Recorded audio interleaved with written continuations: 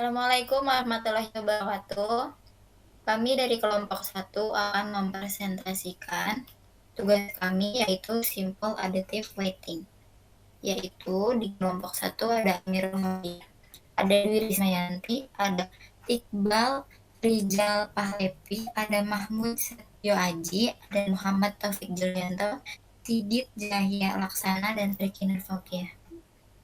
Slide selanjutnya, apa sih itu SAW? Yaitu konsep dasar metode SAW adalah mencari penjumlahan terbobot dari rating kinerja pada setiap alternatif pada semua atribut. Dan tadi kasus yang kami akan terapkan di SAW adalah online shop. Baiklah, untuk slide selanjutnya akan dijelaskan oleh Bu Rismayanti. Selanjutnya ada 5 alternatif yang kami pilih dari online shop. Pertama, Tokopedia, dan kode yang kami tentukan yaitu A1. Yang kedua, Shopee dengan kode A2. Yang ketiga, Bukalapak dengan kode A3. Keempat, Lazada dengan kode A4. Yang terakhir, ID dengan kode A5. 5 kriteria yang kami tentukan dari online shop. Pertama adalah metode pembayaran yang kami tentukan yaitu C1. Yang kedua, user friendly dengan kode C2. Ketiga, transaksi dengan kode C3. Keempat, cashback dengan kode C4. Yang terakhir, dengan kode C5. Selanjutnya akan dijelaskan oleh Sigit. Ya, terima kasih untuk Saudari Risma. Berikutnya ya, slide 6 itu yang kita tentukan. Jadi ada dua tabel di sini, ada nilai kriteria alternatif dan nilai bobot. Untuk nilai kriteria alternatif itu seperti yang tadi ya, ini ya dari A1 sampai A5, C1 sampai C5 itu terusan Risma bacakan. Untuk nilai bobotnya itu kita udah bobot sama keterangan. Dijelasin aja ya. C1 itu bobotnya 0,2, keterangannya benefit. C2 0,2, keterangannya benefit. C3 bobotnya 0,2, keterangannya benefit. C4 bobotnya 0,1, keterangannya cost. Dan yang terakhir C5 bobotnya itu 0,3, keterangannya cost. Untuk saya 7 selanjutnya matriks keputusan itu didapat dari tabel yang di atas tadi, yang tabel nilai ya alternatif. Berikutnya bisa dilanjutkan oleh Saudara Muhammad Taufik Julianto. Baik, pada tahap ini akan dilakukan perhitungan normalisasi untuk benefits, yaitu yang sudah kita ketahui adalah C1, C2, dan C3, yang keterangannya adalah C1 metode pembayaran, C2 user friendly, dan C3 itu jaminan transaksi. Lalu di sini ada keterangan dari masing-masing kode tersebut. Dari kolom C1 nilai maksimal adalah 90. Nah, pada perumusan saat ini nilai masing-masing kolom benefit dibagi dengan nilai maksimal dari masing-masing kolom tersebut.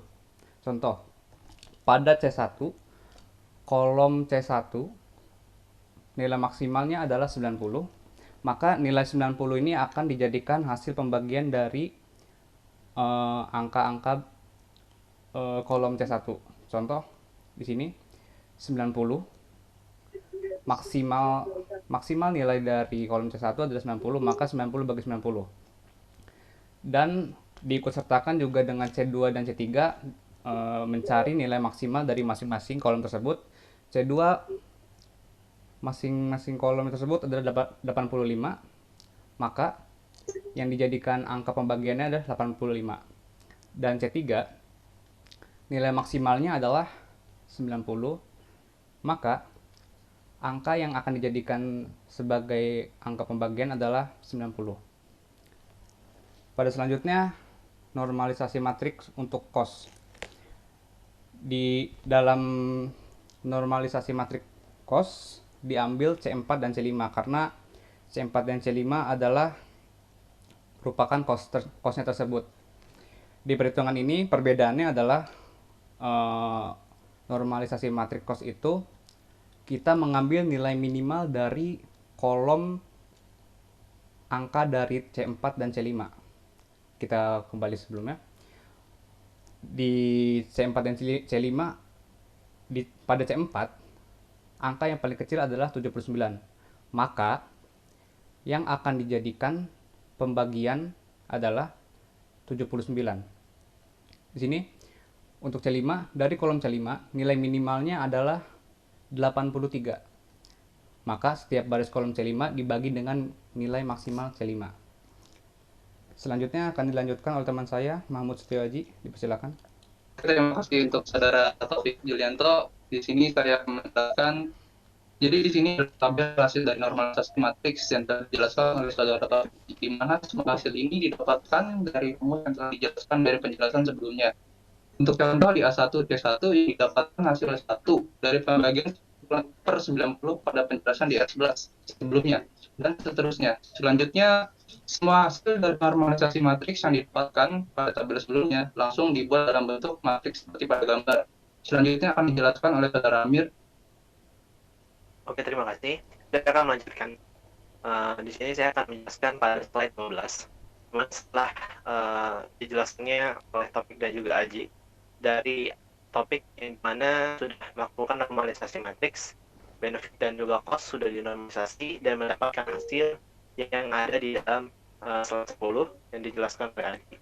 Lalu setelah kita mendapatkan hasilnya, kita masuk ke dalam slide 11 di mana hasil tersebut yang sudah di dalam tabel itu dijadikan bentuk matriks. Nah, setelah dibentuk matriks seperti ini, kita masuk ke dalam jumlahan dari perkalian matriks ternormalisasi dengan kriteria. Kemudian di sini akan dicontohkan untuk sampel caranya itu untuk A1. Di mana A1 di sini ada pada slide 12 ini, A1 sama dengan 1 dikali 0,2. 1 dari mana? 1 adalah nilai dari alternatif A1 pada kolom C1. Di dalam slide 10 di situ ada tabelnya. Oke, dan juga 0,2 dari mana? 0,2 ini adalah bobot dari nilai C1. Dari kolom C1. Di mana 0,2 ini adalah benefit dari metode pembayaran. Oke, dan di situ adalah nilai yang hasil dari normalisasi matriks tadi, di mana itu adalah nilai untuk Tokopedia. Setelah itu kita lakukan penjumlahan ke dalam tahap selanjutnya, di mana ada 1 dan 1 dikali 0,2 juga, di mana proses ini adalah proses untuk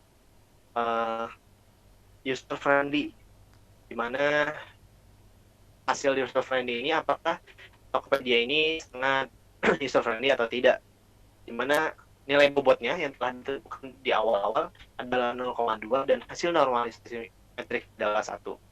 Setelah itu dilanjutkan lagi ditambah dengan 1 dikali 0,2 lagi.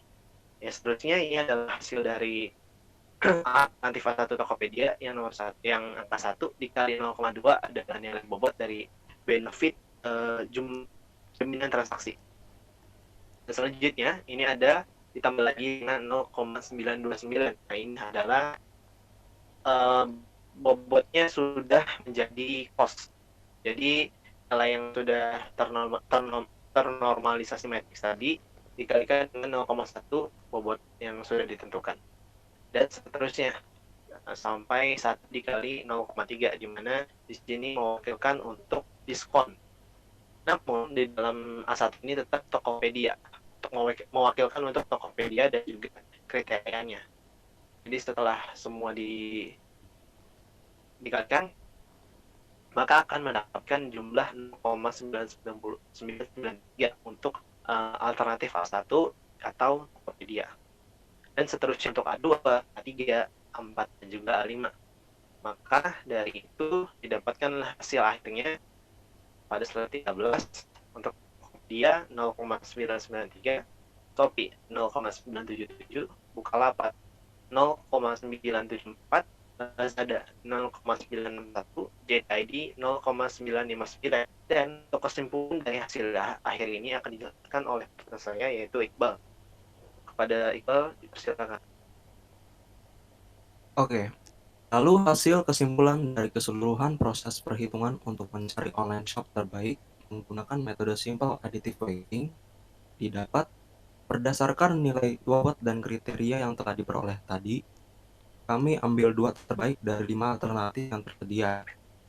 Pada slide ke-13, hasil nilai terbesar alternatif terbaik pertama ada pada kode A1, yaitu dipegang oleh Tokopedia dengan hasil akhir bernilai 0,993. Dan pilihan alternatif terbaik kedua dipegang oleh kode A2, yaitu Shopee dengan hasil akhir nilai 0,977. Demikianlah proses perhitungan untuk mencari pilihan online shop terbaik menggunakan metode simple additive weighting yang bisa kami sampaikan. Selebihnya kami mohon maaf apabila ada perkataan atau pembahasan yang kurang jelas pada proses penyampaiannya. Terima kasih.